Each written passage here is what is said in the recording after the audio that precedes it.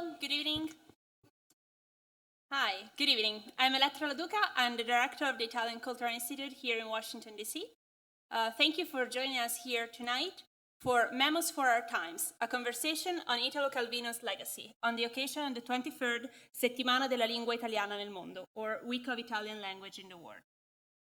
This conversation is organized in collaboration with the Department of Italian Studies at Georgetown University and represents an opportunity to take a closer look at Italo Calvino, an Italian author who has not ceased to surprise, not only for his imaginative and inspiring style, but also for his contributions on topics that are still up to date for us today, such as the role of artificial intelligence, of literature, and of urban and natural environments on our daily lives. This evening honors these authors on the centennial of his birth by engaging in an enriching conversation with our guests, whose unique perspectives on this modern Italian author delve into different topics. Professor Letizia Modena, Associate Professor of Italian at Vanderbilt University, has explored Calvino's influence in the field of urban development and design. Professor Gioia Woods, Chair of the Department of Comparative Cultural Studies at Northern Arizona University, has written extensively on Calvino's environmental and awareness and advocacy. Professor Luca Zipoli, Assistant Professor in the Department of Transnational Italian Studies at Bryn, Mawr College, has more broadly looked at Calvino's contribution to modern Italian literature evolution. Our guests are joined tonight by Professor Laura Benedetti, Chair of the Department of Italian Studies at Georgetown University, moderator for tonight's conversation, and a wonderful partner for this institute. I would like to personally thank all of our guests, as well as the staff of the Italian Cultural Institute for their efforts in organizing this event. And I'm very much looking forward to this opportunity to showcase Italo Calvino's work and enduring relevance in the 21st century, as I'm sure you are too. Without further ado, I leave the floor to Professor Laura Benedetti and to our guests. Thank you. Sorry.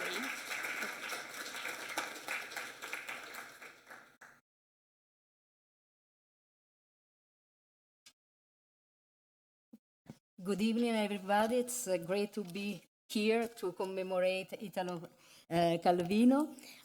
First of all, let me thank Elettra Luca for her warm welcome and for hosting us in this beautiful venue. I also want to thank our distinguished panelists for embracing this initiative with such enthusiasm. And I want to thank the students and colleagues of the Department of Italian Studies at Georgetown, and all of you for being here.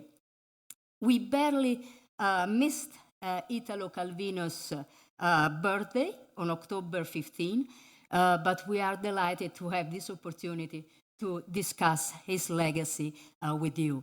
Many of you, I'm sure, have noticed that the title for this event is a reference to a work by Italo Calvino that was published posthumously. When Calvino died suddenly and prematurely on September 19, 1985, at age 62, he was just about to travel to Harvard University to deliver the Norton Lectures. It was the first time that an Italian writer had been invited to deliver these lectures, and Calvino felt very strongly both the honor but also the responsibility that this entailed. The title that he gave to these lectures that he was not able to deliver was 6 Memos for the Next Millennium. And so here we are in the millennium that Calvino imagined, and we thought that the best way to celebrate his genius was to have a conversation among ourselves and with all of you about some themes that Calvino explored in ways that seem almost prophetic. So in my remarks, I will highlight some important themes, hopefully providing our panelists with the opportunity to delve into these issues. Then we'll open the conversation to our audience so that everybody is free to comment on these themes or add new themes to the list. So as I was thinking about my task, I came up with 5 topics that I think are still pertinent today. The first topic is the resistance. In recent years, the movement to liberate Italy from the Nazi fascists has come under intense scrutiny Many critics and historians have highlighted acts of violence committed by the partisans in an attempt to draw some kind of equivalence between the two groups, the partisans and the Nazi fascists. It is then almost refreshing to go back to the pages in which Calvino discusses this issue. Calvino had been a partisan himself, but in the novel that he wrote in the 40s, right after the war, Il sentiero dei nidi di ragno, he avoids any hagiographical or celebratory view of the resistance. If you have read this novel, you know that it's an action-packed novel, but there is a chapter, chapter 9, that is very different from the rest. It is a chapter where the head of the partisan brigade, Kim, thinks upon the reasons that inspired men to join his group. He acknowledges that these reasons are not clear or straightforward, and sometimes are psychological more than they are ideological.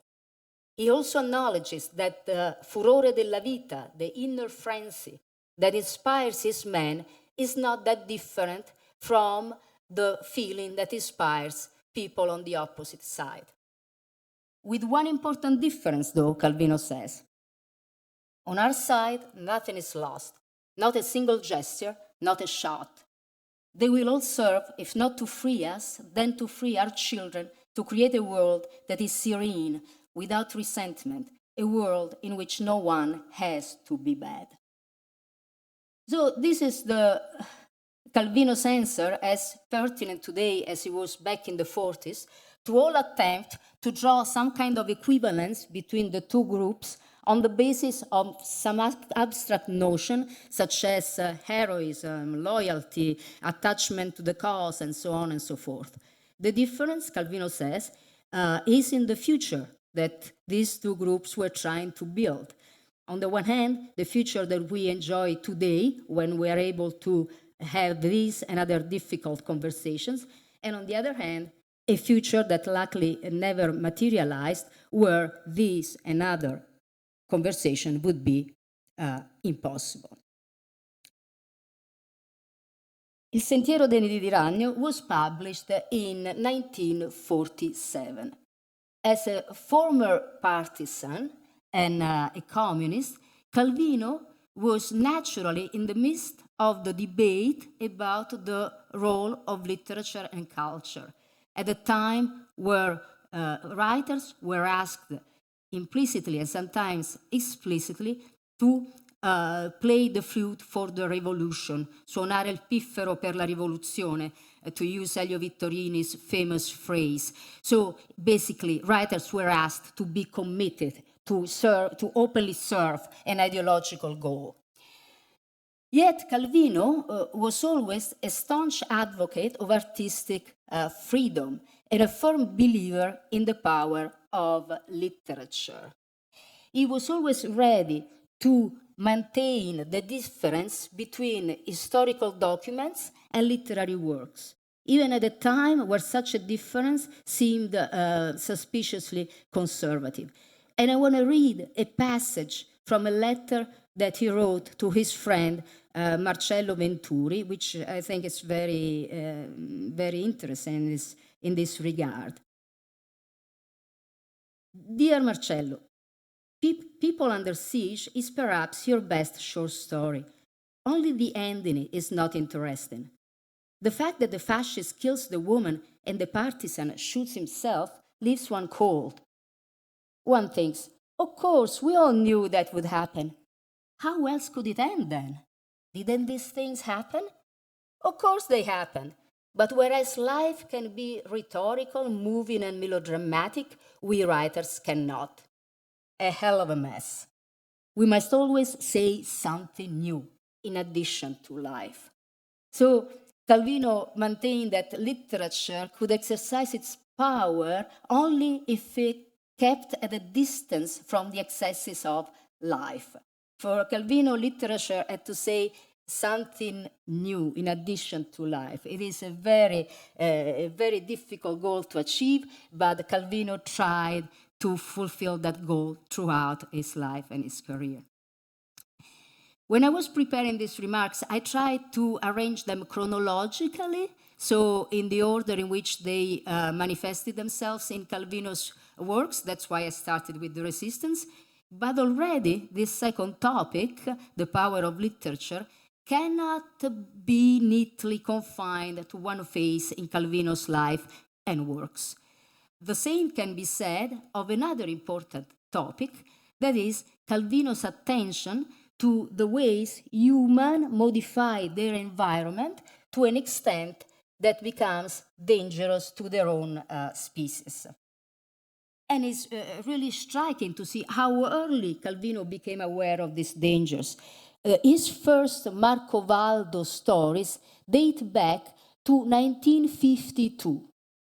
The protagonist of these stories, later collected in a very popular volume also titled Marcovaldo, is a working class urban dweller who looks for the manifestations of nature in the city only to come across a perverted and unreliable nature. In one of the stories, for instance, Marcovaldo steals a rabbit from a hospital with bad intentions, of course. He looked at it with the loving eye of the breeder who manages to allow kindness toward the animal to coexist with anticipation of the roast, all in one emotion. So Marcovaldo wants to eat the rabbit, but of course his children immediately adopt the animal as a pet. Family bliss doesn't last long, though, because Marcovaldo's home is invaded by policemen and doctors trying to catch the rabbit that we discovered is infected with some dangerous virus. Now that really rings a bell for us, doesn't it? Anyway, so the animal runs away, goes on the top of a building, tries to commit suicide, and it's saved, so to speak, by a firefighter. Foiled even in that extreme act of animal dignity, the rabbit was bundled into the ambulance, which set off full tilt towards the hospital. Also aboard were Marcovaldo, his wife, and his children, to be interned for observation and for a series of vaccine tests. So this passage is also very revealing, I think, of the shared destiny of humans and animals, and also of Calvino's empathy towards animals. See in particular this sentence here, foiled even in that extreme act of animal dignity. And this empathy towards animals goes all the way from the poisonous rabbit in Marcovaldo to Copito de Nieve, an albino gorilla in a zoo whose existential angst Calvino described is in one of his last works, Palomar. As I said, Marcovaldo is a city dweller. He lives in a city. And this is an example of the fact that Calvino looked at nature and the city as two inextricably linked environments. So in 1972, he published a seminal work, Invisible Cities, Le città invisibili. The frame, so he described this work as one last love poem for the city. And the frame for the book is a series of conversations between Emperor Kublai Khan and Venetian explorer Marco Polo. Marco Polo describes the cities that he visited during his travels through the empire and arranges the cities in categories, two of which Calvino said were absolutely fundamental: memory and desire. The desire of my Marco Polo, this is Calvino, this is what Calvino said about invisible cities. The desire of my Marco Polo is to find the hidden reasons which bring men to live in cities, reasons which remain valid over and above any crisis. A city is a combination of many things: memory, desires, signs of a language, It is a place of exchange, as any textbook of economic history will tell you. Only these exchanges are not just trading goods, they also involve words, desires, and memories. So once again, Calvino can provide inspiration at a time where we are desperately trying to reinvent our cities and make them accessible, sustainable, and smart, right? Kublai Khan and Marco Polo are not always talking. They are also playing chess, which is a very apt metaphor for Calvino's interest in openings, endings, combinations. And this naturally led him to pay attention to the first manifestations of artificial intelligence. As we can see in particular from an essay that he wrote in 1967.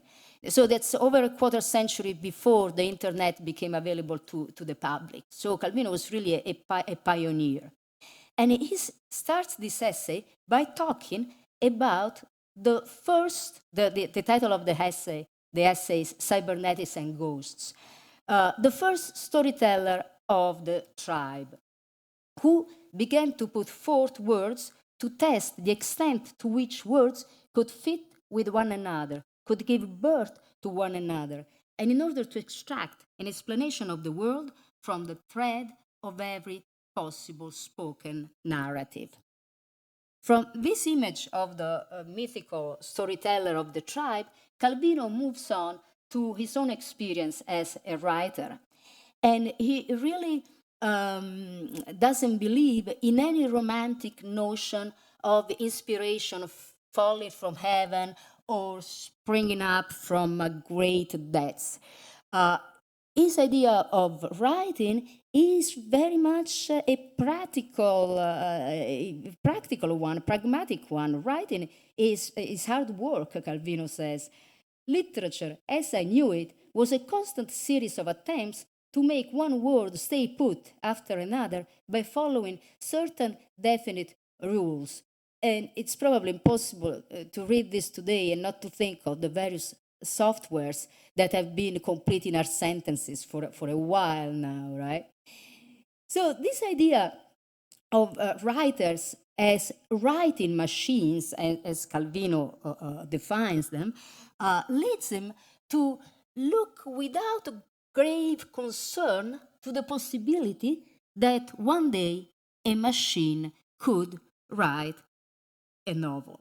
Again, this is 1967. We're talking about 1967. Calvino is unfazed.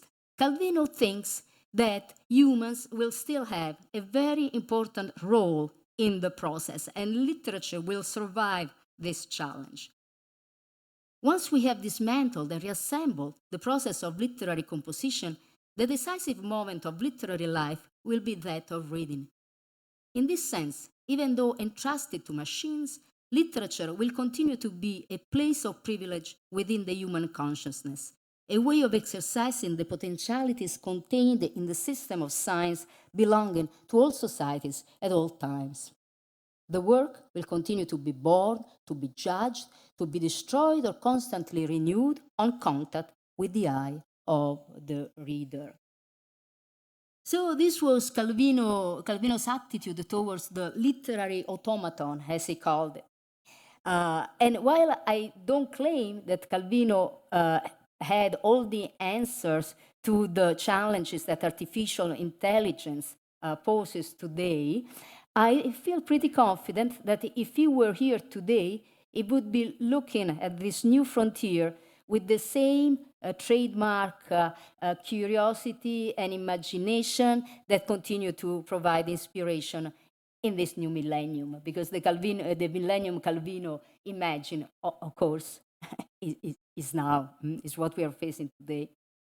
So these are the memos that I humbly submit to your attention. The resistance, the power of literature, animals and the environment, the city, and artificial intelligence. I'm well aware that this is a provisional list, And I look forward to the rest of the evening to explore these themes in greater depth and also add new items to the list. Thank you very much.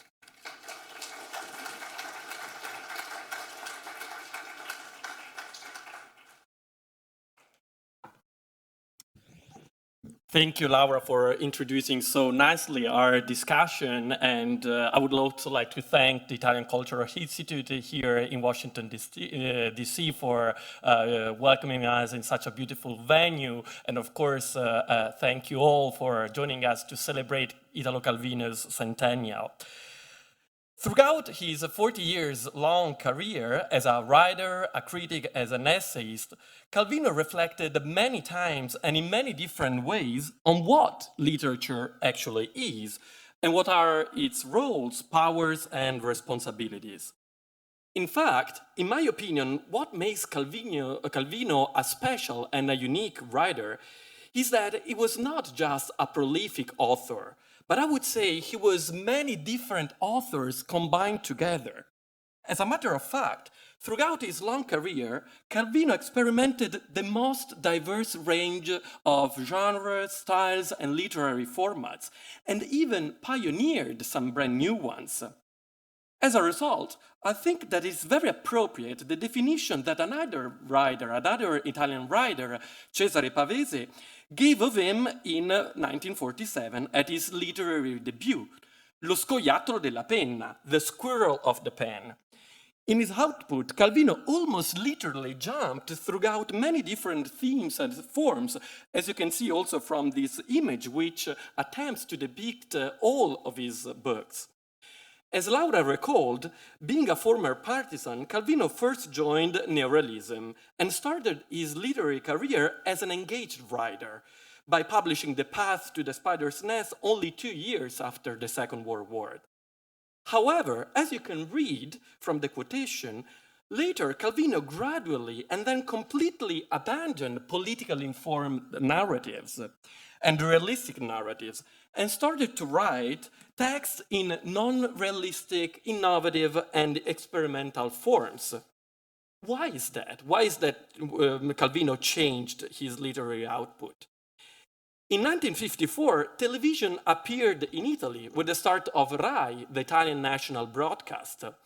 For the first time ever, this new medium could represent the world and daily reality live, completely, and more accurately than a book. Therefore, as other post-war authors, in my opinion, Calvino perceived the limits of the realism and came to the conclusion that the duty of literature was not anymore to simply describe reality, so the world, history, our society, and so on and so forth, but rather to express what it is not real, quote unquote, not visible, not existent, or not yet existing. So, dire di più della vita, so to say more than just life, as Laura just mentioned. As a result, Calvino pioneered new forms of text, and in the 60s and 70s, he turned from an engaged writer, realist writer, into a postmodern writer. In the second phase of his career, he wrote fantastic tales, which combined history and fantasy, like the famous Buried in the Trees, fictionalized science, like the Cosmic Comics, which transformed scientific accounts into witty and ironic accounts, combinatorial practices, which develop stories by establishing a creative constraint, like the Castle of Cross Destiny, and finally, postmodern creations like If on a Winter's Night, a Traveler, which is a hyper novel or meta novel, which is made up of 10 different narratives and styles combined together, and in which the protagonist is you, the reader. 60s and 70s were a period of dramatic transformations in Italy. As you can see from this image, political violence, terrorism, the rise of mass society, global urbanism, the 1968 with the sexual revolution, and so on and so forth. Calvino was deliberately choosing not to represent this complex reality in his output and not to be an engaged writer, like, for example, Pierpaolo Pasolini was in those same years. According to Calvino, other media like television could address those themes more effectively and more conveniently than books. For him, writers have a role that differs from those of activists, as they address modern issues in a different but more powerful way as opposed to political engagement. In fact, Calvino's distance from the challenges of his time was not a form of escapism. He did not think that literature had to surrender because of the complexity of the globalized world. And his books are not just light-hearted divertissements detached from the issues of modernity. By contrast, in Calvino's intentions, literature has the power of illuminating readers about our complex world exactly by escaping it and avoiding daily reality. Books can create distant and strange realities which defamiliarize the readers with their own world and make them strangers to themselves. In this way, literature makes us change our perspectives and viewpoints and makes us look at our complex world with a different and more problematic gaze. In an essay written in 1955 entitled Il midollo del leone, the lion's marrow, Calvino stated, "In every true poem there is a lion's marrow, a nourishment for rigorous morality, for a mastery of history. So we would like to find through all that mountain of literature of the negative that towers above us, the backbone that sustains us as well, a lesson in strength, not resignation to condemnation." End of quote. Even if Calvino is not an engaged, but like I said, a postmodern writer, he did not think that literature has to resign itself. He believes that books can still lead to a mastery of history, that is to say, to an interpretation of the challenges of our times. However, they do so not directly, but by looking at the same world with another angle, a different side, as Calvino himself seems to be doing in these pictures, to see the world from another perspective. Today, our time is even more complicated than the 60s and the 70s, since it is even more pervaded by technology, media, and rapid transformations. As a matter of fact, scholars define our era Anthropocene to distinguish it to postmodernity. In my opinion, Calvino compels us to rethink the role of literature today and to interrogate how it can address our modern challenges beyond the forms of traditional and political engagement. In an essay written in 1962 entitled La sfida al labirinto, the challenge to the labyrinth, Calvino stated, "It is a literature of challenge to the labyrinth that they want to enucleate and to distinguish from the surrenders to the labyrinth. It is an irrelevant demand that literature, given a labyrinth, should itself provide the key to get out of it. What literature can do is to define the best attitude to find the way out, although this way out will be nothing more than the passage from one labyrinth to another one." In Calvino's imagination, modernity is a complex labyrinth in which humankind can lose their ways and orientations, like Theseus in the classical myth of the Minotaur. However, unlike Ariadne, literature, according to Calvino, cannot provide readers with the way out. It cannot equip us with the solutions to interpret and solve the problems we're facing today in our modern times. Nevertheless, exactly by creating fictional labyrinths, modern books can suggest an aptitude to face the labyrinth of the world, to help humankind not to be overwhelmed by the complexity of modernity, but to develop new perspectives and new viewpoints to deal with it. In my opinion, today Calvino reminds us that the duty of literature is not to provide absolute truth, but to suggest an aptitude to deal with complexity, oftentimes arising questions, problematic questions, more than definite answers. In fact, many Calvinian books are designed exactly as literary labyrinths, as you can see from the scheme of Invisible Cities, on which Letizia will expand. Readers get lost in Calvino's books as they delve into non-linear but multi-layered dimensions. However, in their reading, readers are challenged not to surrender, but to change their own perspectives and to find their own ways out. Hence, to find their own takes on the modern complexity that the book is mirroring. As a result, for Calvino, reading a text is not just a passive experience, but one that requires an active participation of the reader. In my opinion, today Calvino shows us that we are the ultimate protagonists of the book we're reading, since we are the ones through which the transformative mission of literature is accomplished. In a famous essay written in 1981 and later titled Perché leggere I classici? So why read the classics? Calvino states, "A classic is a book which has never exhausted all it has to say to its readers. It constantly generates a pulviscral cloud of critical discourses around it, but always shakes the particles off. It's a book to which you cannot remain indifferent and which helps you define yourself in relation or even in opposition to it." End of quote. Although, along with the power of writing text, Calvino reminds us today also of the power of reading text. Despite the distance in space and time, books do speak to their readers. And when we read them, we establish a mutual conversation with them, since we pose questions according to our own contemporary sensitivity and concerns.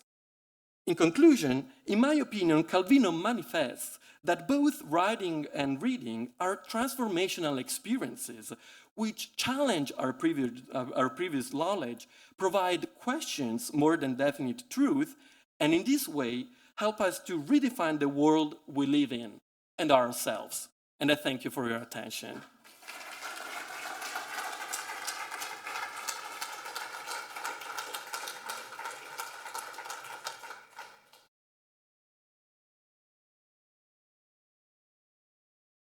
Good afternoon. I certainly cannot remain indifferent to Calvino's books. I've been a fan for a long time.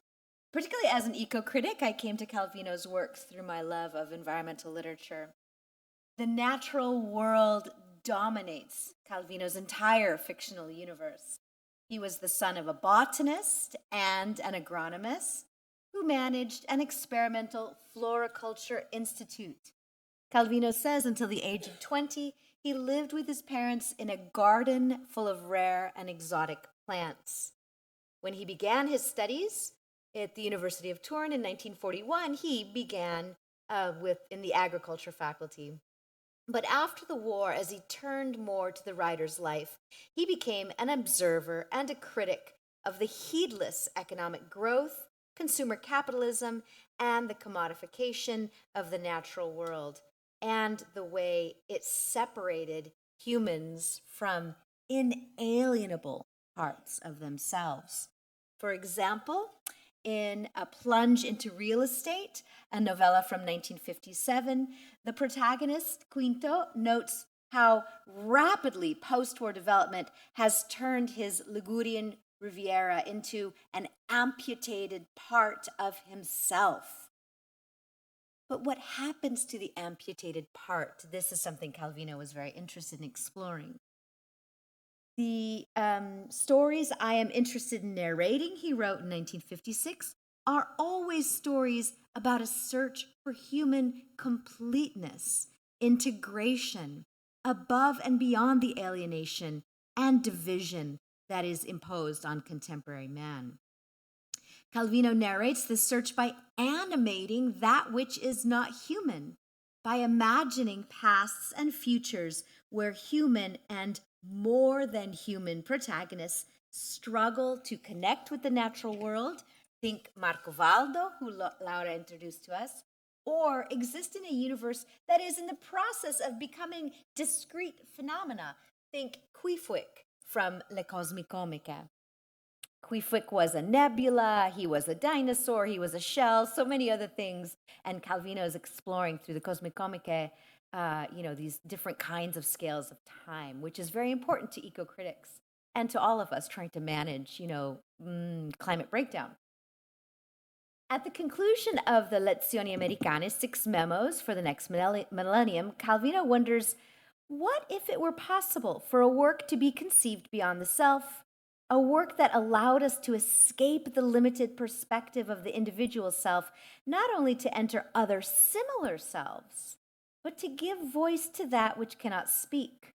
The bird perched on the gutter, the tree in spring, the tree in autumn, stone, cement, plastic, all these points of view, even plastic, yes, enchanted Calvino. And he spent his long career, writing career, too short life, but long writing career, exploring these points of view. Calvino's characters are engaged in interspecies entanglements, showing us how they make meaning in the context of rapid environmental change. There is Cosimo, who spends his life in an arboreal kingdom, Il Barone Rampante of 1957.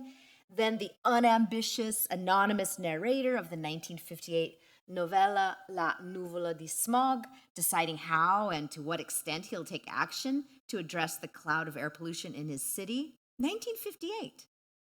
Then, of course, Marco Valdo, the beloved Chaplin-esque protagonist of Marco Valdo, ovvero Le Stagioni in Città, first published in 1963, who, as Laura told us, mistakes a lab rabbit for a healthy family meal, but who also mistakes billboards for a forest and a busy park bench for a rustic nature holiday.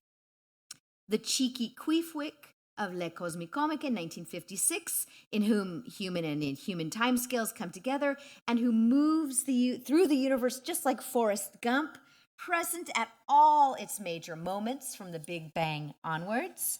And I suspect Calvino is like Queefwick, narrating the rapid acceleration of economic growth and its effects on planetary systems in real time.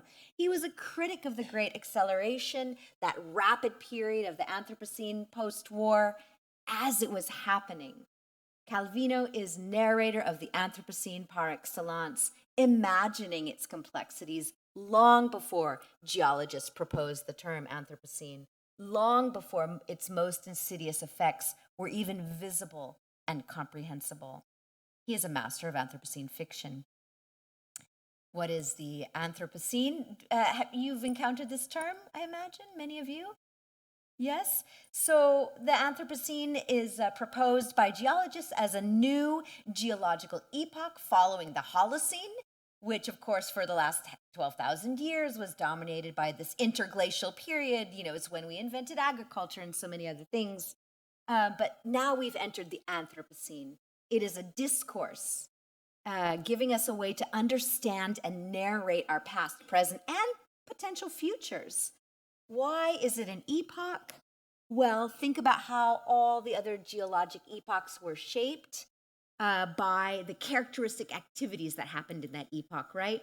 Only the most violent forces in the Earth's 4.6 billion year history have left their signs of activity for us to read in the atmosphere, in rock sediments, in marine deposits. And guess what? Humans are now one of these forces. Agriculture, extraction, deforestation, and especially greenhouse gas emissions, we are now leaving our signs in the Earth's strata.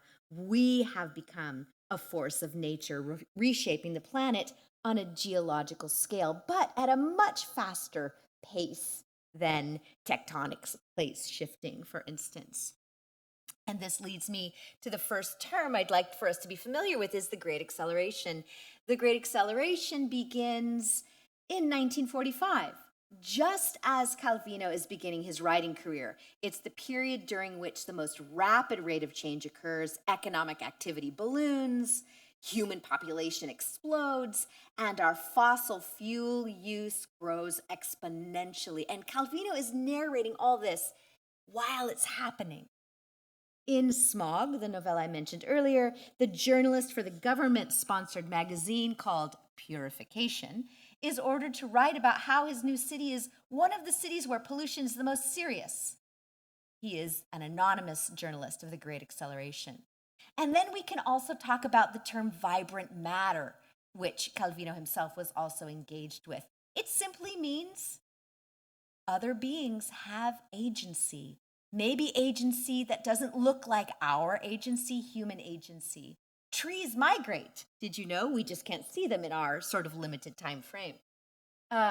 So the materialist philosopher Jane Bennett coined this term vibrant matter to indicate that the world around us is made of agencies that perhaps we can't imagine or see, but Calvino brings them to the page.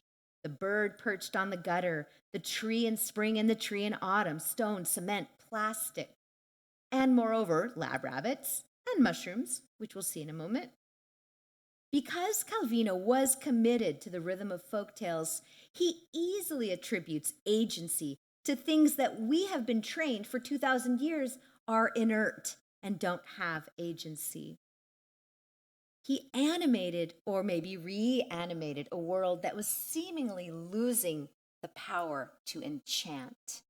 And then another term that we have to understand, I think, to understand Calvino's environmental approach is slow violence, a term coined by Rob Nixon in 2011. Slow violence is the kind of violence that takes place out of sight or out of time.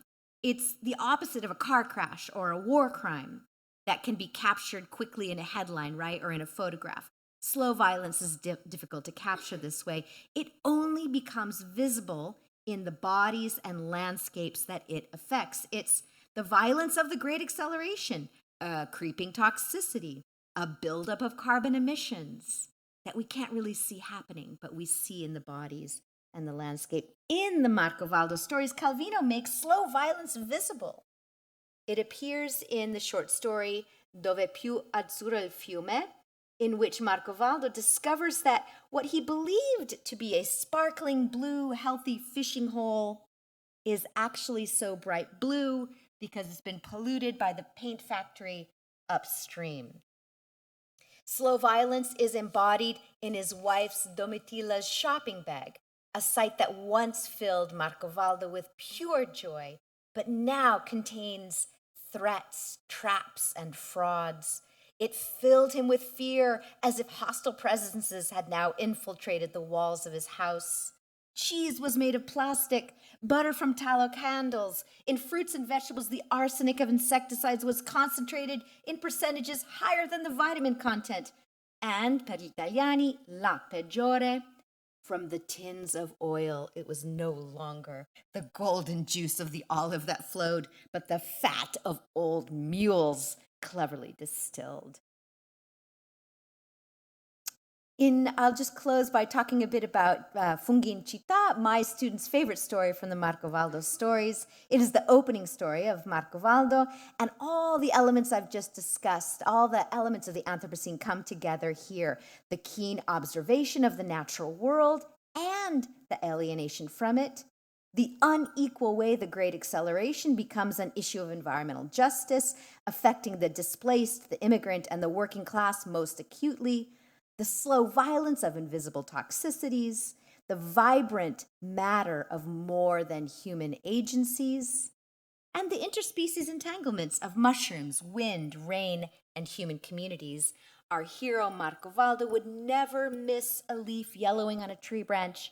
Calvino tells us, a feather trapped by a roof tile. There was no horsefly on a horse's back, no wormhole in a plank, or fig peel squashed on the sidewalk that Marco Valdo did not remark and ponder over. He has an eye ill-suited to city life. Thus he notices when the mushroom spores, a gift blown in on the wind, begin to germinate in a sidewalk median. The mushrooms cast a spell over Marco Valdo, which renders his gray and wretched world suddenly generous with hidden riches. They enchant him. He is filled with hope. At work, he is absent-minded. At home, he waxes poetic about the beauty of mushrooms and their transcendent flavor to his wife and children, the youngest of whom had never met a mushroom before. His heart in one moment is filled with loving anticipation, and the next ridden with jealousy and suspicion of others who might find out his secret. He becomes calculating and possessive as he furtively guards the mushrooms until the next rain. And when that rain finally comes, he gathers his children, borrows a basket, and eagerly sets off to collect the gifts. But upon approaching the medium, he notices his arch enemy, the street sweeper Amadigi, who has discovered a patch of even bigger mushrooms. For a moment, Calvino tells us, Marcovaldo is frozen with anger. Fury then, as sometimes happened, collapses into the collapse of individual passion led to a generous impulse.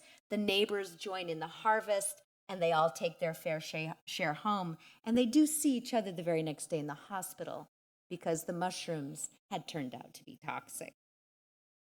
It was not serious, the story concludes, because the number of mushrooms eaten by each person was quite small. In this tale, Funghi in Città, and so many others, Calvino's critique suggests we, like Marcovaldo, can participate in the re-enchantment of the world.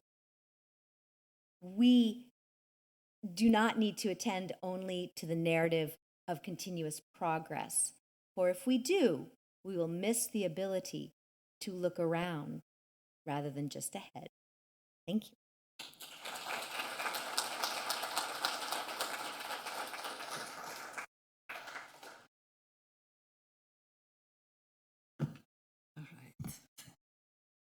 Good evening. I'm the last one. So, then we can all go back to our vibrant matter of moving outside. But I wanted to thank everybody for being here tonight. Am I too close, too far? Good, perfect, okay. And for participating in this dialogue on Calvino, and for just being here, because I was telling them, I feel that in Italy hasn't been celebrated enough. So I'm glad that we have this opportunity, and I'm glad to see a full room. And I wanted to thank you and the faculty of Georgetown University for being here after a day of work, and the students. And Director Elettra Loduca of the Istituto Italiano di Cultura, and Laura Benedetti Professor Laura Benedetti from Georgetown University for inviting me and organizing this, I think, beautiful event that it's already giving me so many interesting ideas. So I will focus on one. Nope. Okay. So this is the right. Oh, okay. Okay. So cities or hidden cities, maybe there's a category.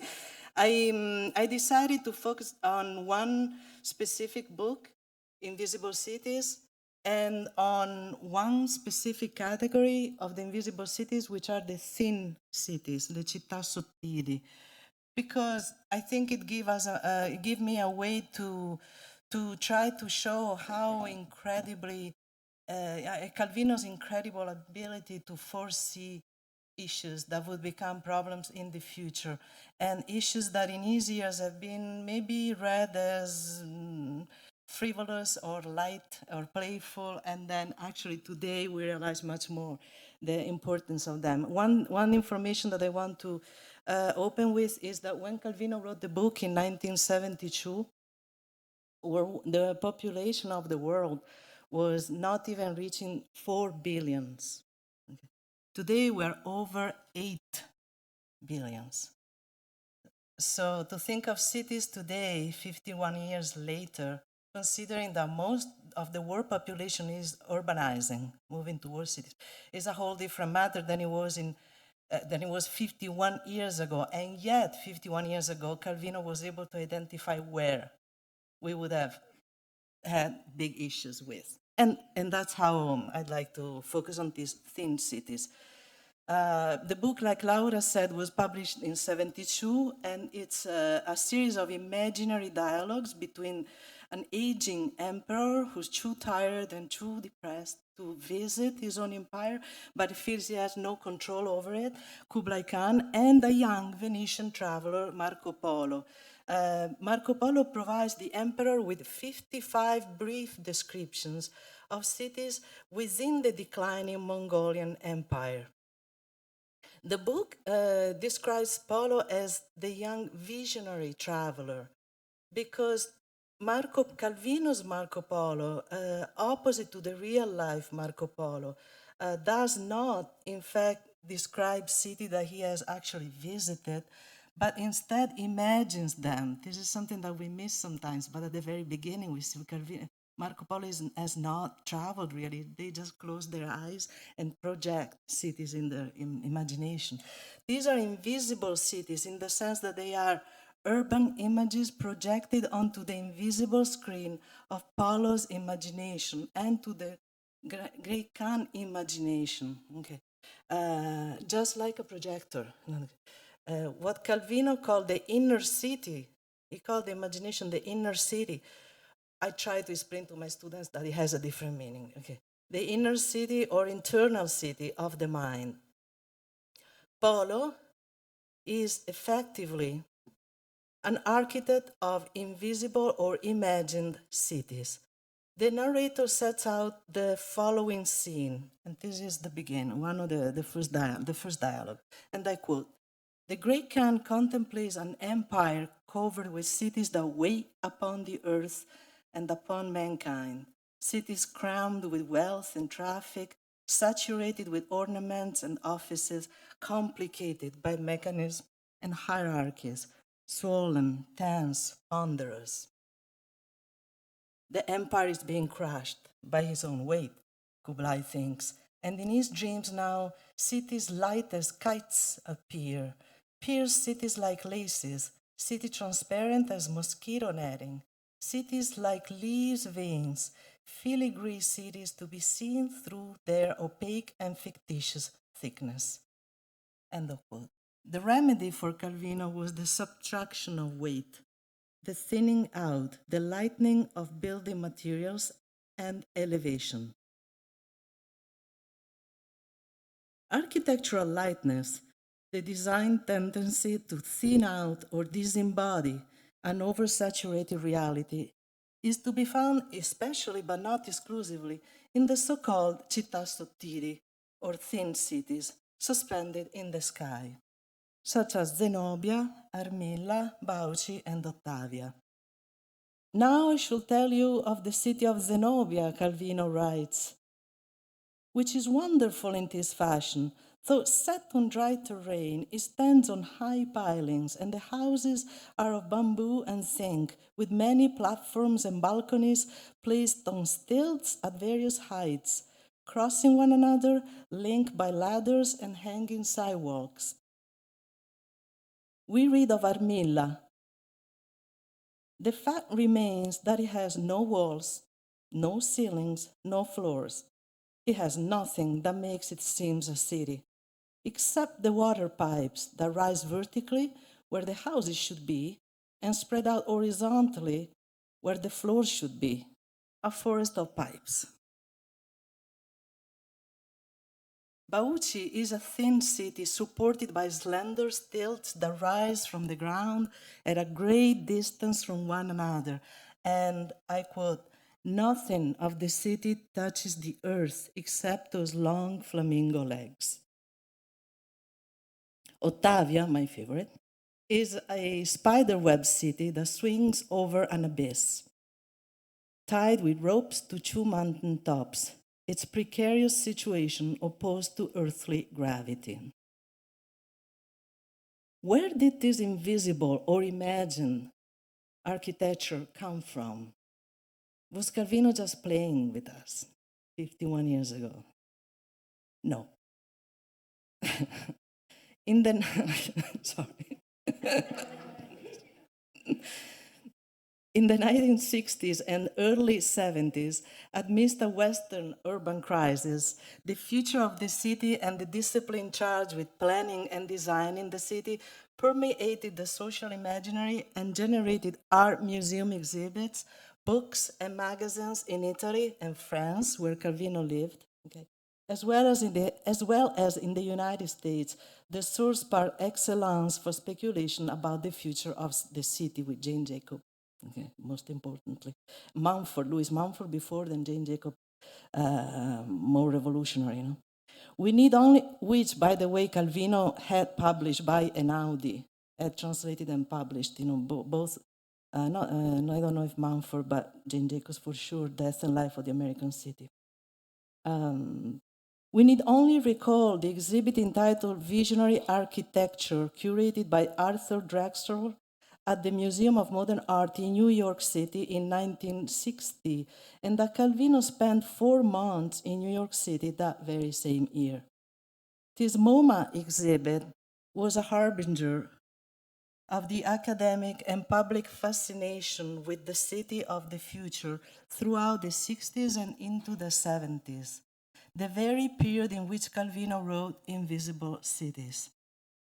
Architecture and urban design books and journals frequently devoted an entire section to the so-called visionary architects, and Marco Polo is a visionary traveler, okay, whose models make even Calvino's most abstract thin cities appear understated. The French school of visionary architects envisioned formal utopias or spatial cities characterized by their subtraction of weight and their ascent by their lightness. Calvino became enchanted with an array of visionary architecture's marvels. Paul Memont's vertical city, Fitzgibbon's bridge city, Friedman's spatial grids, extendable ad infinitum, and even floating cities. The ethos and the aesthetics of these visionary architects were captured in a 1962 editorial in a renowned Parisian journal of contemporary architecture.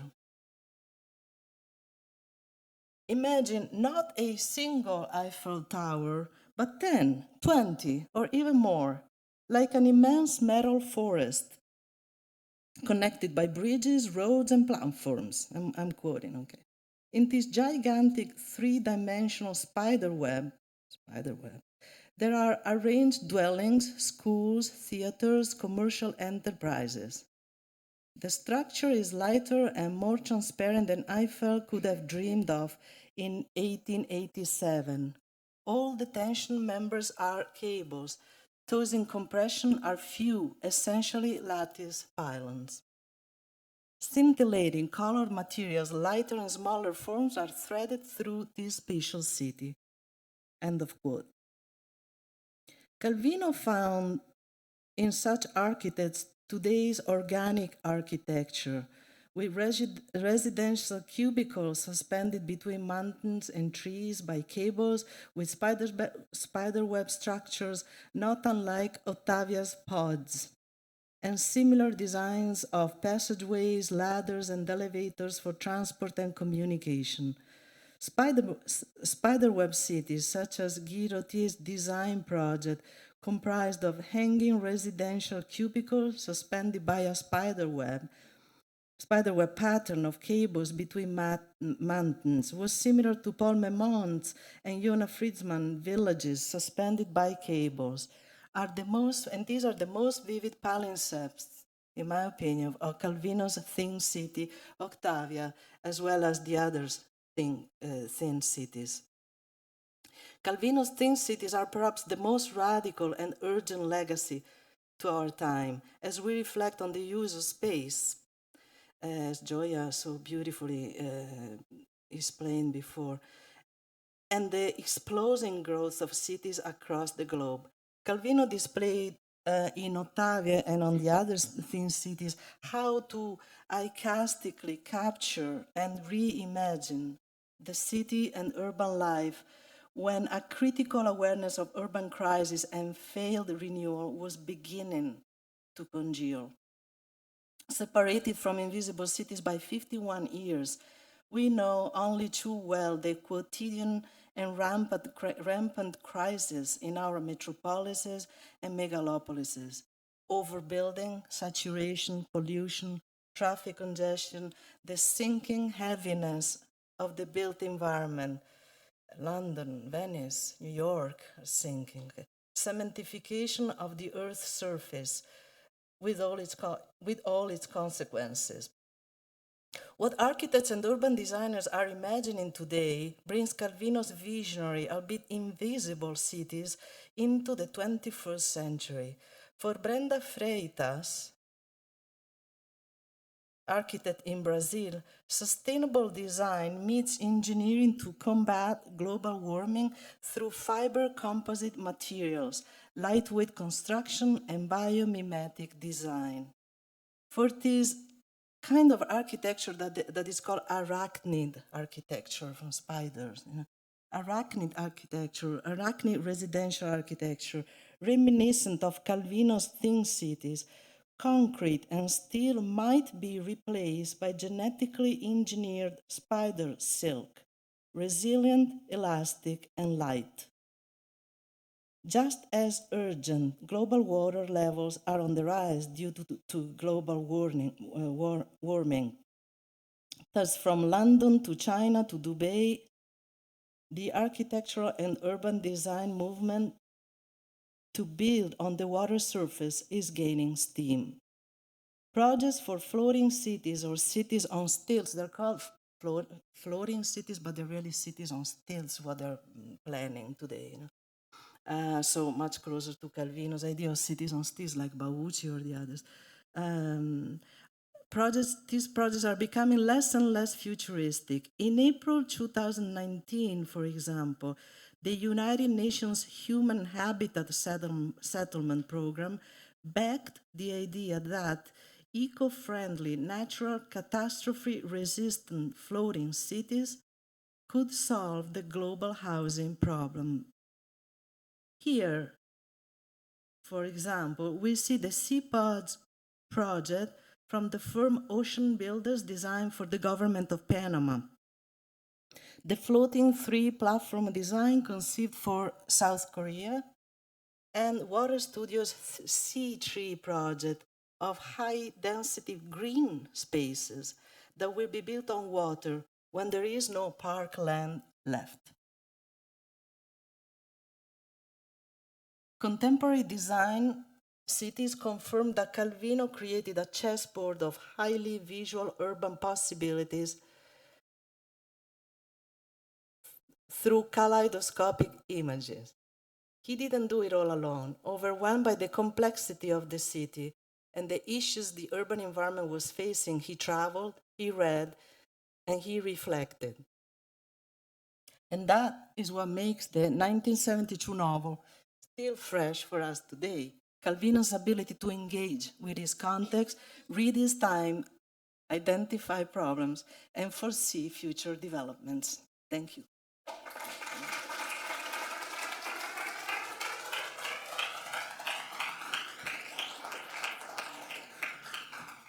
Thank you for these wonderful lectures, for all that you've shared with us, dear guests. And now if you would like to take a seat, we can start our conversation. So Laura, I don't know if you want to say a few introductory words, and then we can open the floor to questions from the audience.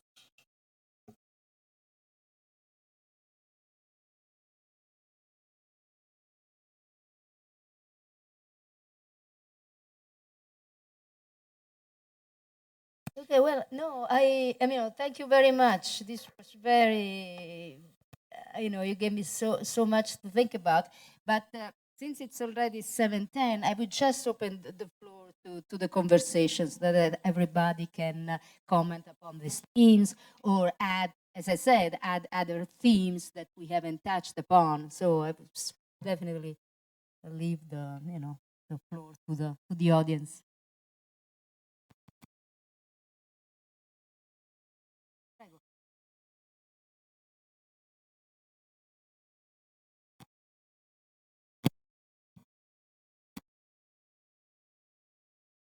Hi. So first of all, I want to say thank you so much for all of your lectures. They were all very, very interesting. And I actually just started my journey with Italo Calvino because I just read Se una notte d'inverno un viaggiatore, or If on a Winter's Night, a Traveler, for the first time very recently. And I read like a pretty brief biography about him. And when I read, I'm always really interested in learning about how the author's personal life, like the major events and how his or her life kind of impacted their work.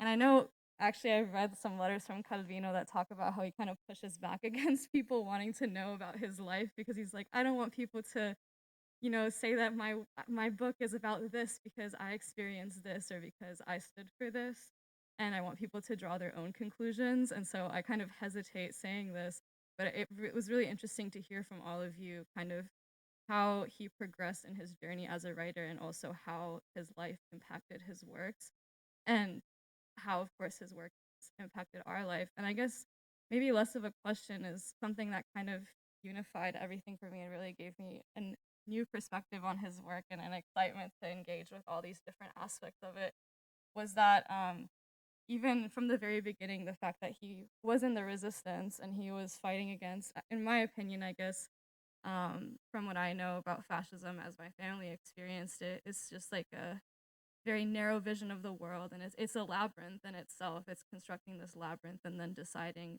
in my opinion, what exists outside of it.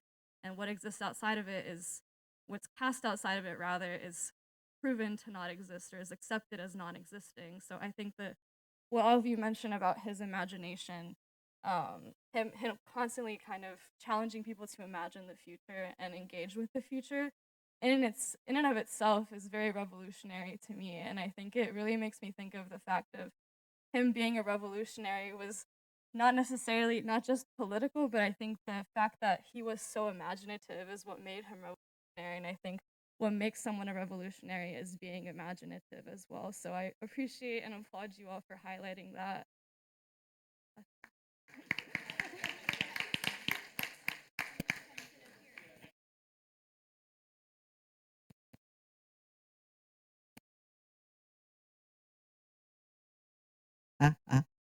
Allora, first of all, it's moving.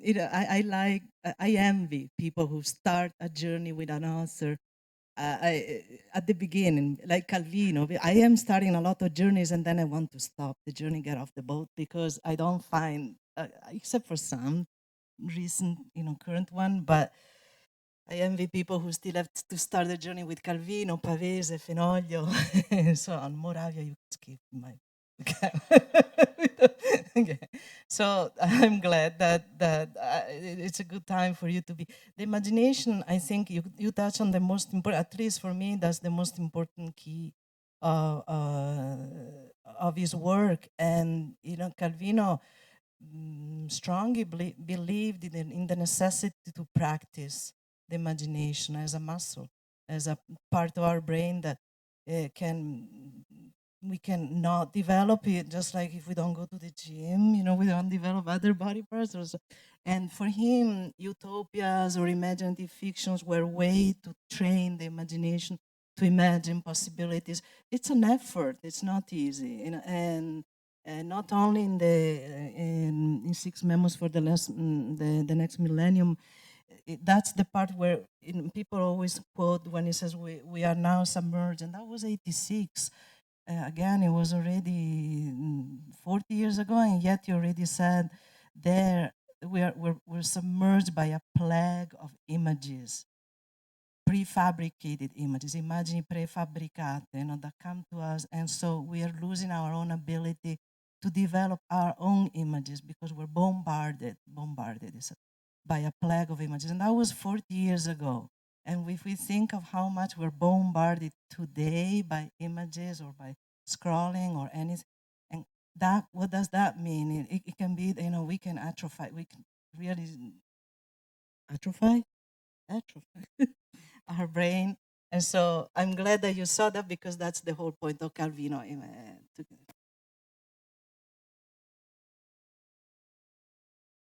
I just want to add about the interplay between biography and imagination. Then think about it, his first novel. So this is a man who had just been in the war, right? He was a partisan. So in 1947, people were expecting a straightforward account on how things really happened, right? And yet, I think Luca touched upon a very important concept in Calvino. So Ostranenie, the familiarization. That novel is the story of a little boy who finds himself in the war.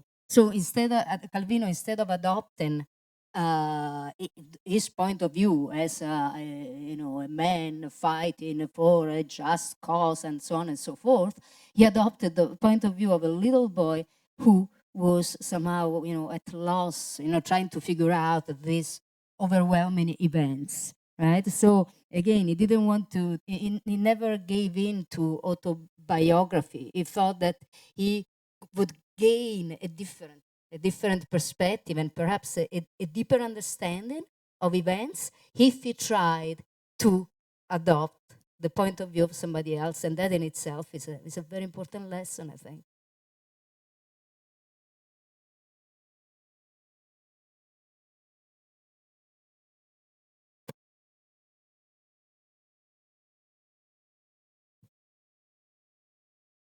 So much of modern fiction has shifting narrators or shifts in time rather than a single linear narrator. Do you think that Calvino had an influence on that? Or are there modern novelists that you see as influenced by If on a Winter Night a Traveler?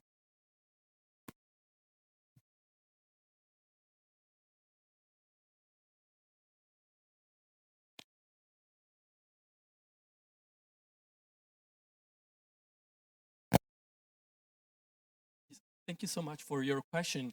Because yes, definitely, Calvino had a major impact onto the global literary environment, as well as he was influenced by other modern writers. So something that I wanted to point out is that Calvino is, I think, the first global Italian author, because he was in contact with many colleagues, not just in Italy, but also from other places, from other countries. He spent 13 years of his life in France, and he was in contact with the Oulipo, and he was in contact with Borges. He was working at an Audi publishing house, suggesting translations and editions of foreign writers. So just to say that he partook international, global trends, literary trends. So absolutely, he was influenced by other authors, like in If on a Winter's Night a Traveler. But what really struck me is that he always found his own way. So, for example, he did not like the label of postmodern author. I mean, of course, I mean, Calvino shares some details, some aspects, some features of, the global postmodernism, but he was not just partaking a mainstream. He was, establishing a dialogue with experimental forms of literature, while at the same time sharing his own identity as a writer. So I think it's a very unique case of an Italian author who was at the same time global and in contact with a global dimension, but very unique in his own features. Thank you. I'll just add briefly, if you are a literature student, way back when I was a literature student in the early 1990s, and I took my first literature class, the literature of postmodernism, Calvino then and now is on the course syllabus as an exemplar of postmodernism, and it's ironic too, because he sort of, like many writers, refuses the category, but he influenced so much. And now, my interest as an eco-critic, my interest in his work, it's almost like we're discovering through his uncanny prescience these different ways of imagining worlds we don't inhabit, but soon might. Right? And that's the beauty of literature. Unlike history or other noble pursuits, it is only literature in which you can engage the complexities of the world all at once. Literature is not reductive, literature is complicated. And Calvino understood that. And so when you walk into a Calvino fiction, you're walking to a world we don't yet inhabit or don't quite inhabit, but there's always elements of the uncanny. You look over your shoulder and you say, "What? That seems a little bit familiar." So yeah, I think he has influenced so many movements and is now influencing writers again because we are revisiting him, particularly in the growth of interest Anthropocene fiction.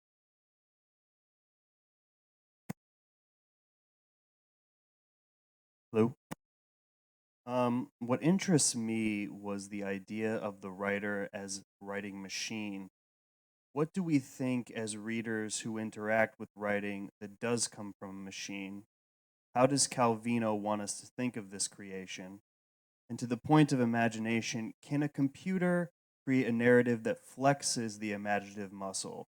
How do we avoid this? Especially in light of the writer's strike in Hollywood, how do we avoid preconceived narratives within our own mind reproduced to us as we imagine our own future, both narratively, politically, whatever LY word you want to use?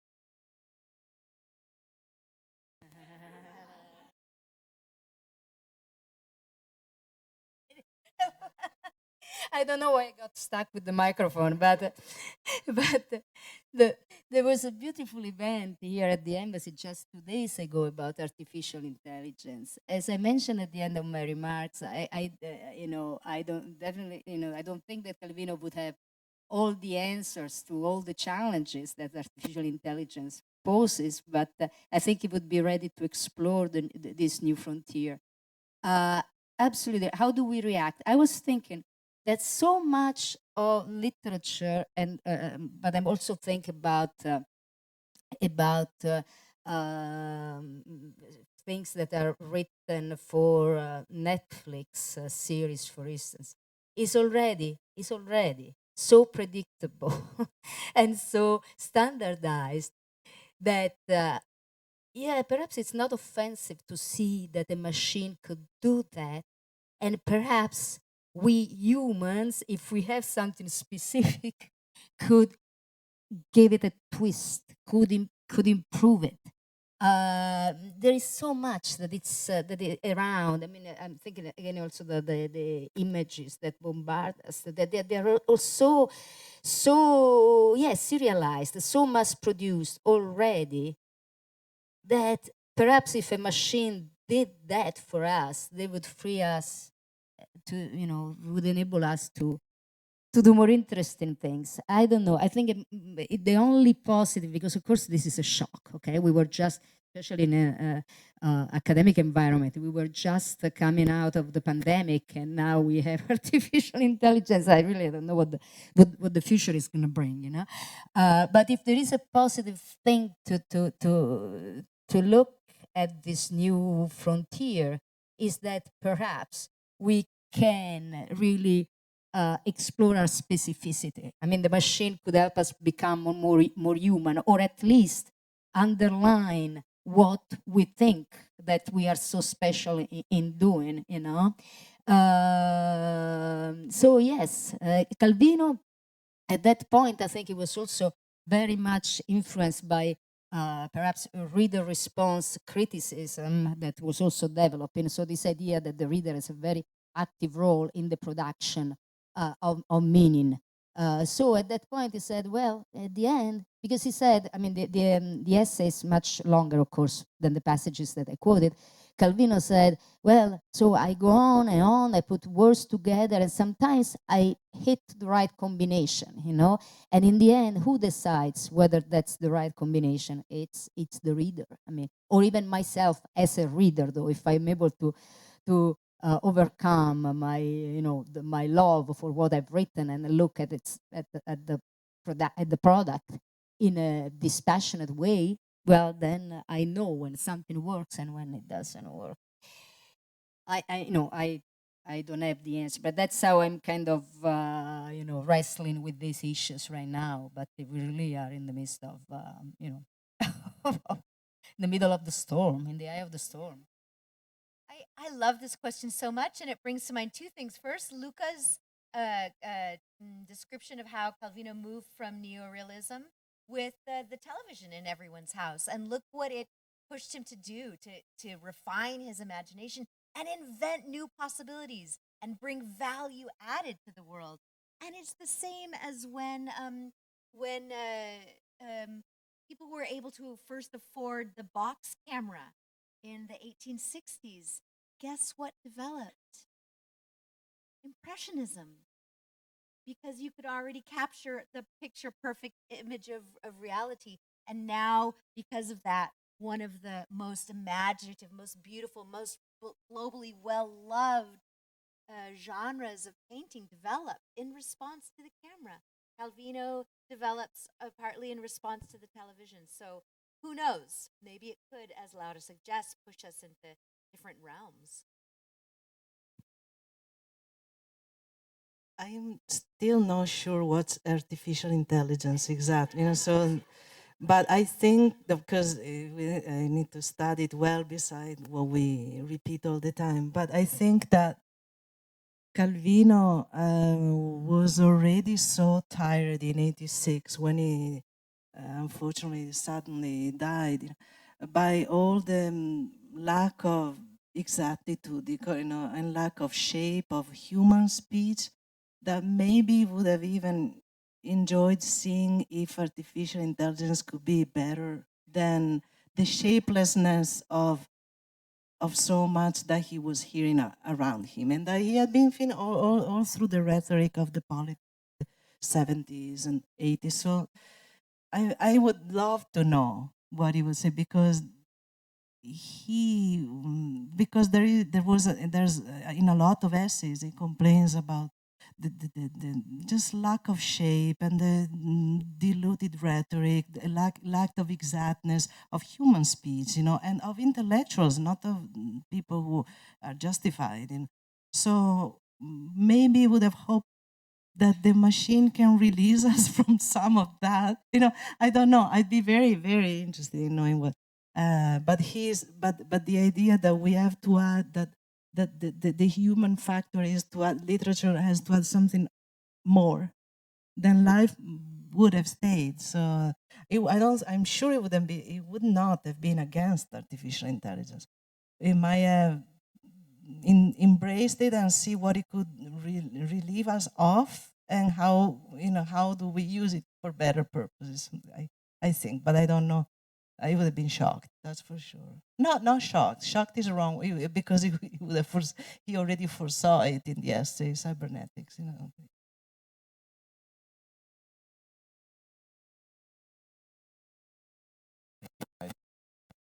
I also just started reading Calvino's work. I started with T con Zero. And one of my favorite stories in the book is L'Inseguimento. And it starts off with the protagonist sort of driving, and he tells us that he's being followed by someone who wants to kill him. And he's in the countryside, and he says, I'm too vulnerable in the countryside, so I'm going to move into the city so I can have safety from the people surrounding me. And in the story, he goes through these columns and columns of cars on these 3-lane streets that, mimic sort of New York, where he spent a lot of his life. And what happens is the driver sort of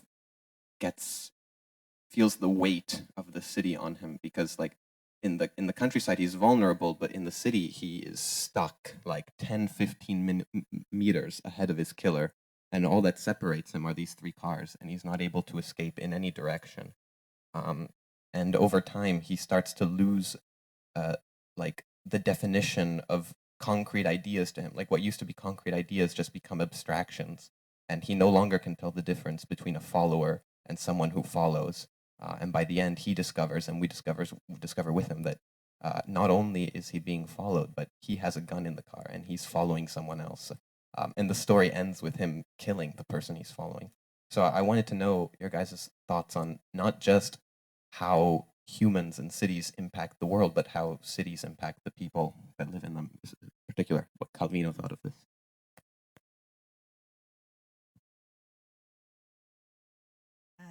Yes, in the invisible cities, other categories, even in the thin cities, we have hints at how the shape of these cities impacts the people.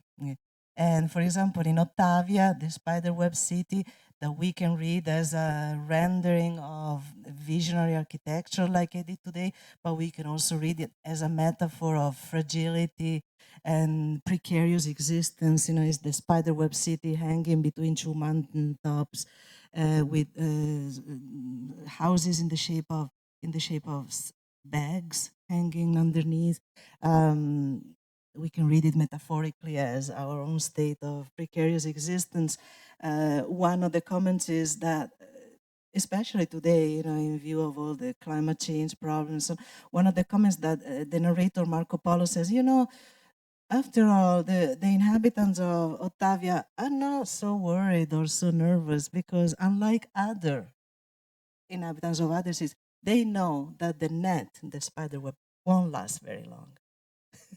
So that is striking, you know, that embracing the fragility of existence is one of the impactful way in which living in a city can bring us maybe. I was talking to you, Laura, today about how it's always often repeated how Calvino did not swallow in sentimentality, did not really like psychological details. And it's true in a way, but I think that there are definitions that are really that cut down to the core of who we are. I mean, to be told that to live in a city is also to realize that it will all explode eventually in one way. It's quite a big statement, and that's one way. And then there are other cities, like, for example, the hidden cities. Many are underground. You know, Argia, like Earth, is an underground city, the city and the dead. There are forms of living together. The book is about exploring how humans created this organism that it's, you know, this collective organism of existence, the city with the good and the bad, and there are a lot of facets of it that are not positive.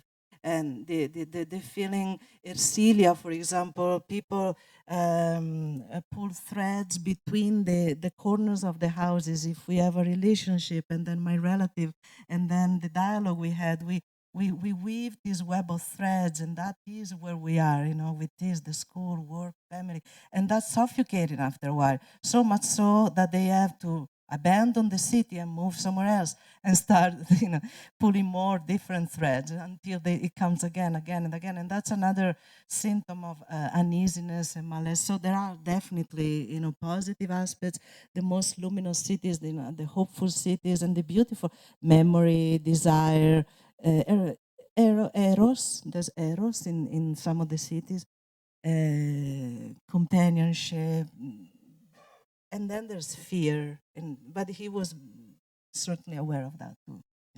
I think he was very influenced by Northrop Frye, who's a literary critic that Calvino was reading, you know, an anatomy of criticism into his ears, and he wrote about it. And for Northrop Frye, the city was the projection of human dreams and fears into the mineral world. And the invisible cities seem a little like that, projections of dreams and fears into the material mineral world. So thank you. If that's good. But I haven't read that story in a long time, so I need to reread it because now. My favorite city is Bauchi, the city on stilts, and I wrote this down in case I could share it with you, and I'm so thrilled to have the opportunity.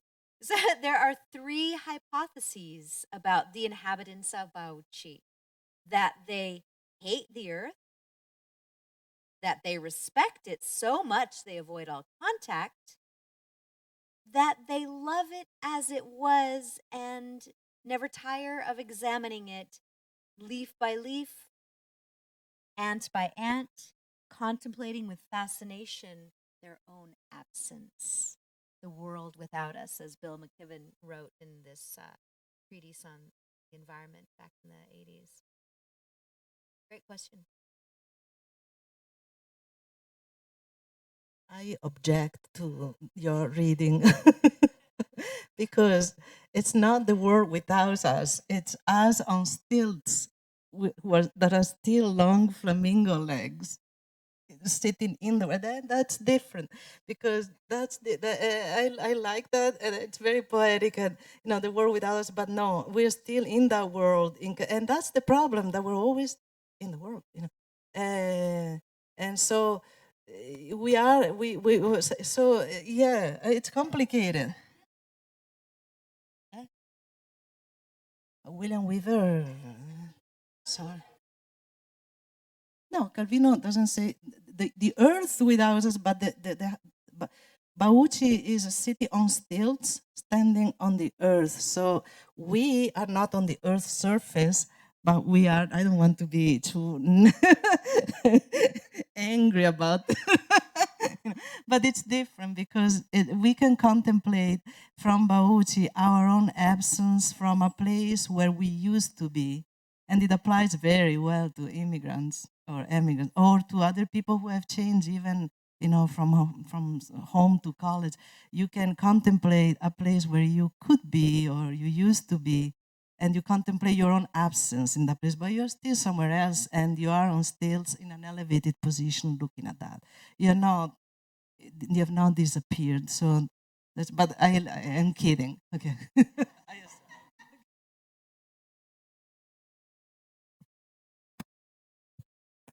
Thank you. I want to add or kind of bring up the monotony of language, as you guys brought up a couple points ago. As someone who's studying linguistics and also interested in comparative literature and who's taking Italian, I'm interested what your guys' thoughts are as to how the Italian language contributed to Calvino's works, and then how translations kind of inhabit the nature of the work, and does it uphold, does it add to it, does it detract from it? I'm interested in that, and also kind of just as a whole, like translation and Italian prose. Thank you so much. That's a great question. So I would suggest you to read a wonderful essay by the writer Jhumpa Lahiri, who, as you decided to study Italian and to write as a writer in Italian, who analyzed the language by Calvino. And she says that Calvino's Italian is unique because he's creating spaces. I mean, he's using language to actually create spaces for his readers. And so she analyzed how different is Calvino's Italian to all the other writers.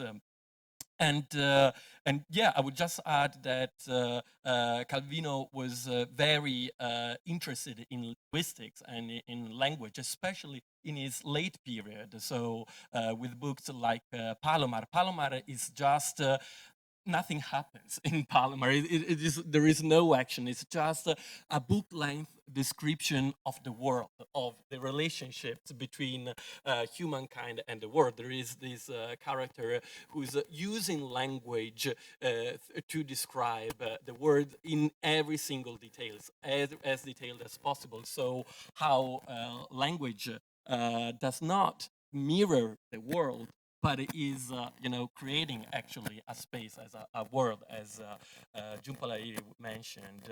And yeah, and there, I'm also thinking of another interesting essay by Calvino, which is L'antilingua. So the power of not just literature, but language itself. So he's comparing, there is a scene, so he's against essentially bureaucratic Italian, because he says that's not a lingua, but it's an anti-lingua, because it's detached from the word, it's detached from the space. So he's comparing a peasant who is denouncing a theft to the policy in his own language, and then the policeman is rewriting that same language, that same scene into under an antilingua. So how that completely changes the perception of the same thing. And yeah, so just to get to the point of translation, another interesting aspect is that Calvino was translated while he was alive. Once again, it's something that we now take from granted. You know, authors are translated, but it was not so much in the 60s and the 70s. And there is an interesting conversation, which you can find on YouTube, between Italo Calvino and William Weaver, who was his translator.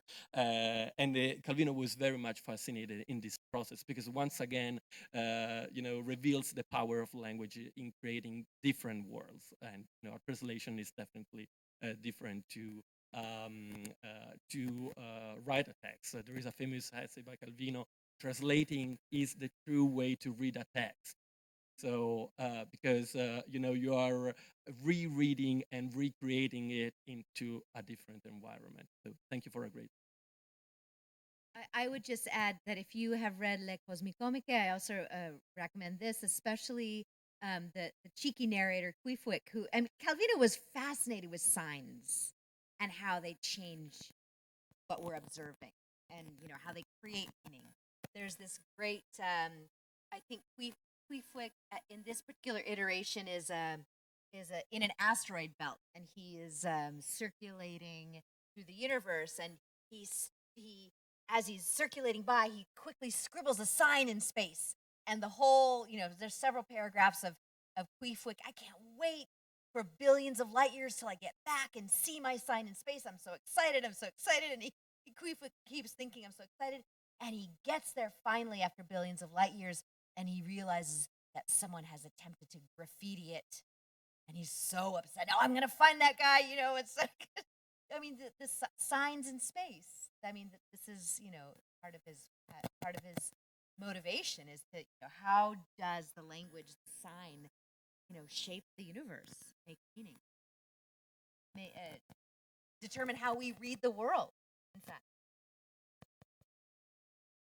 Just wanted to add that if I'm not mistaken, that story ends with so first somebody has erased this sign, and then somebody has modified, and then there is a proliferation of signs, so that a sign is indistinguishable from the others. So we go back to this idea of accumulation of images, and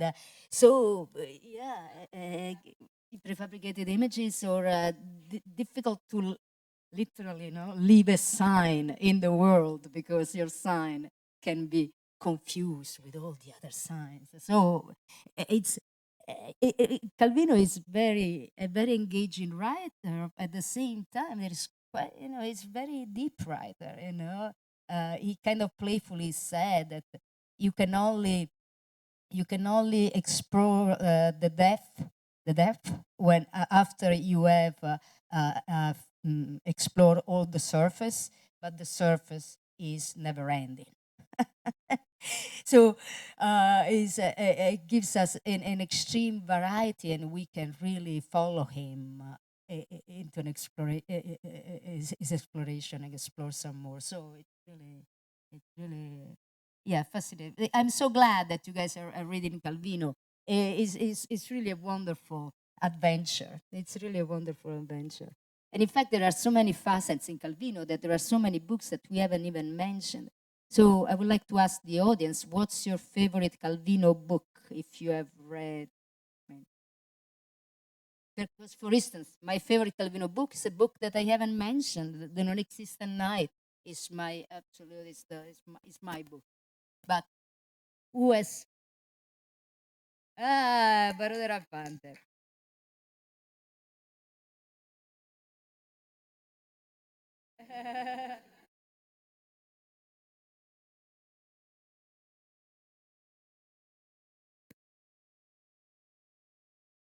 Italy. So thank you very much. It was Randello, Sciascia, Pasolini, and Calvino. But I liked it so much because it was just a break from the norm, to be very banal about it. Sorry, it's not really eloquent, but Pasolini talked about stuff that we were going through in Los Angeles anyway, fine. But in a Romanaccio, which no one understood. But Calvino talks about this guy who tells his dad one day, I'm going up on a tree. We're like, okay, weirdo, let's see how long that lasts. And it lasted the whole book. And I think the loquaciousness of the Italian as well, which probably why Professor Pellegrini picked it, was just fantastic. And it made you wonder. It made me really want to do it. Actually, I was like, I could do this. You could just go out in a tree, and he had an irrigation system, sanitation. He met a woman up there. He made it work. I was like, wow, you can do all that in a tree. But it left a very indelible sense of humanity and imagination for me. Thank you.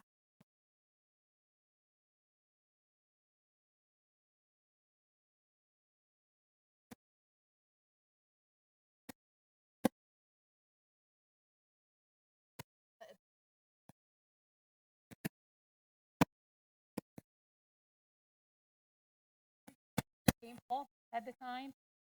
So thank you so much for actually making me love Marco Valdo tonight, because I discovered things that I didn't know and then I didn't learn as a 12-year-old. So thank you so much, and it will makes me want to go back and kind of reopen the book and look at it in a different eyes, the eyes of an much older person. So thank you.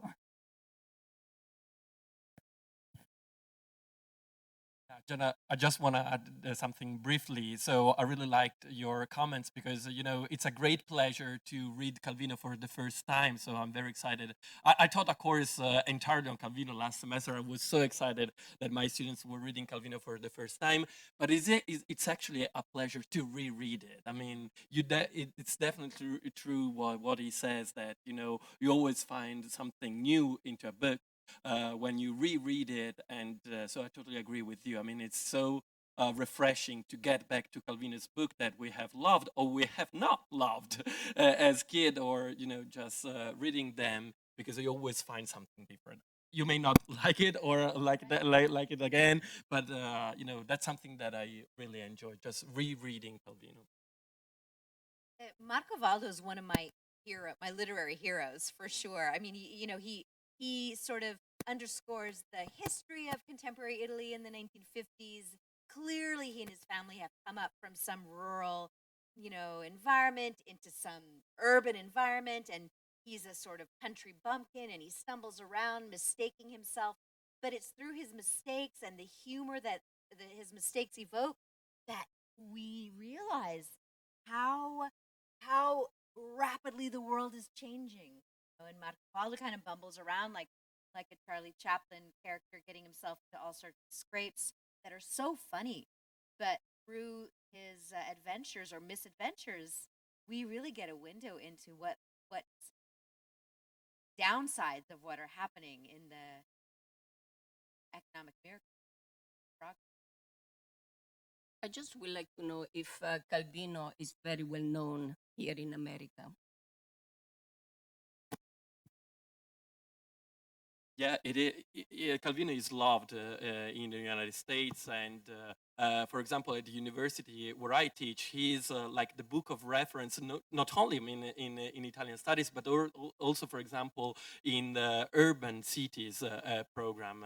So visible cities are read by architects, urban planners. So and as Gioia was saying, also since postmodernism was really influential in the United States, Calvino is always taken as a point of reference. So I would say that it is quite well known, also because, like I said, he was translated very early and is loved. My students loved it, and that was very interesting to see how Gen Z, how we call it, students were actually really engaging with Calvino after 100 years from his. Yeah, but it's very interesting to me. I used to teach Calvino. At first, I taught it at Harvard perhaps 25 years ago, and then I taught it for a few years at Georgetown. For a while, Calvino was very popular, but especially as a postmodernist writer. If on a winter's night, a traveler was a must read. Everybody read that. And so then I got a bit discouraged because the last time I taught Calvino at Georgetown, none of my students had heard of Calvino. So Calvino had lost that popularity that made so easy to teach him. And I think now there is a kind of a renaissance because of eco-criticism, because of animal studies and all of that. So I'm not sure that the postmodernist Calvino has quite survived this the test of time in a way. And now this other Calvino, so the urban studies, invisible, this is coming out more and more to the fore. So I think we are witnessing a new season in Calvino studies. So perhaps I should offer it again.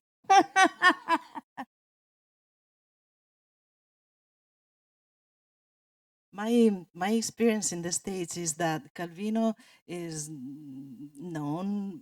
I agree with Laura on the kind of labs that he has had lately, and maybe it's coming back with new perspectives. I do see that he is more popular in the States than it is in Italy when it comes to the visual arts and music and choreography and dance, meaning that the works of Calvino have inspired other arts that have been very receptive and are better funded in the States, and they've had the means, through cultural institutes, through different programs, universities. You'll find, I've shown some of the pictures, you'll find an array of visual representation, for example, of the invisible cities, but also of Il Barone Rampante. You'll find a musical, I think, was in the plans, and then COVID started. Of one of the books, I can't remember which one. You'll find there are choreographies. There's a lot of music inspired to some of his images. So his legacy is beyond the written word and beyond readers. That's. I like to invite you all actually because another another initiative we have collaborated on is an exhibit at Georgetown University in the SEC Galleria. So an exhibit of artists inspired by Calvino. It's a wonderful exhibit. Perhaps the students, I assume, have seen it, but it's open to everybody. It's only there, unfortunately, until tomorrow night. So, but yes. So you have 24 hours to go see it. It's wonderful.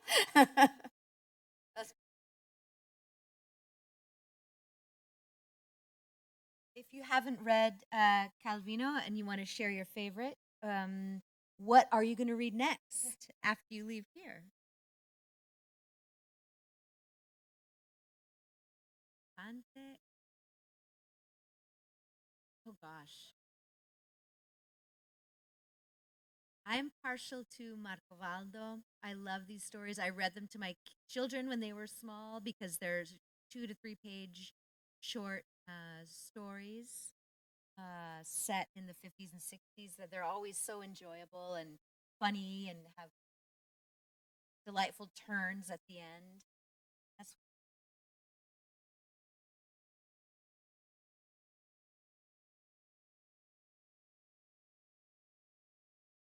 in Cloven, who isn't Cloven in a way, who isn't half of our potential, or who's not feeling half of who you could be or would like to be. So it's a good, and it's funny and because it follows. I think it's a good example how Calvino imagined an icon, a cloven discount, a person cut in half, and then followed all the consequences of what that means, and the very concrete consequences, concreteness, exactitude, where is mantra. So I would go with that, or invisible night, or something like that. That's my. So I would like to suggest a book that we have never mentioned, but that I really like, that my students hated, but I still like it, which is La giornata di uno scrutatore, so The Watcher in English. So this is, I would say, personally, the least Calvinian book, because it's not very ironic, it's not very witty, it's kind of quite gloom.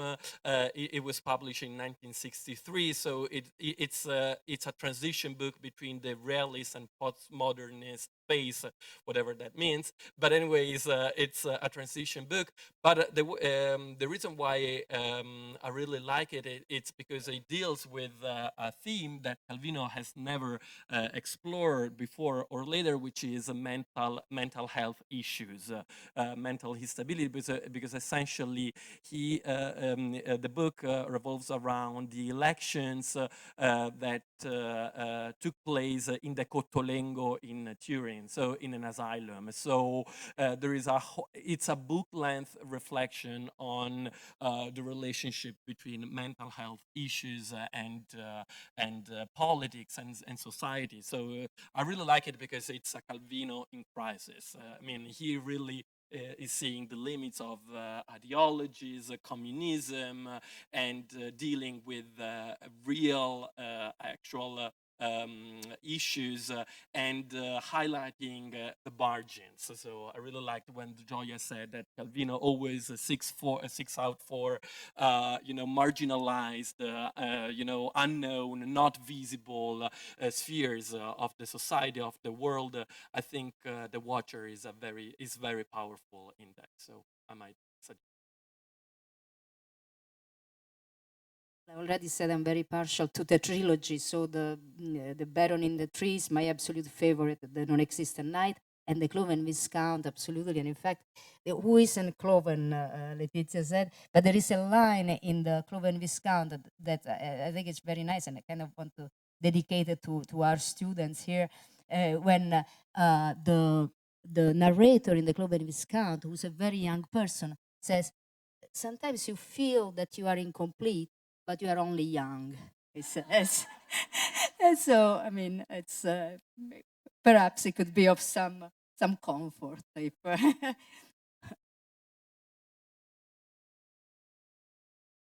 then, if there aren't any more comments or questions, or if you don't want to add anything to our list, I think I will.